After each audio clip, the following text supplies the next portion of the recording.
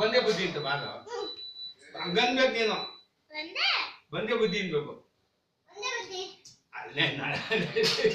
ಹಂಗಲ್ವೇ ಇಲ್ಲಿಂದ ಈ ಕಡೆ ಬರ್ಬೇಕು ಇಲ್ಲಿಂದ ಆ ಕಡೆಗೆ ಹೋಗ್ಬೇಕು ಅಲ್ಲೇ ನಿಂತಿರೋದು ಭಲೈ ಸಾರಥಿ ಮತ್ತೊಂದು ಸಾರಿ ಹೀಗೆ ಬರುವಂತ ನಾವು ಒಂದೇ ಬುದ್ಧಿಯನ್ನು ಸುಮ್ಮನೆ ಯಾಕೆ ನೋಡಿದ್ರು ನನ್ನ ಕಡೆ ನೋಡಿದ್ರು ಭಲೈ ಸಾರಥಿ ಅಂಗ ವಂಗ ಕಳಿಂಗ ಕಾಂಬೋಜ ಏನೇ ಸಾರಥಿ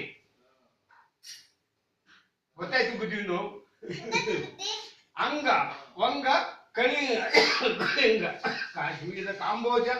ಮರಾಠ ಮಹಾರಾಜ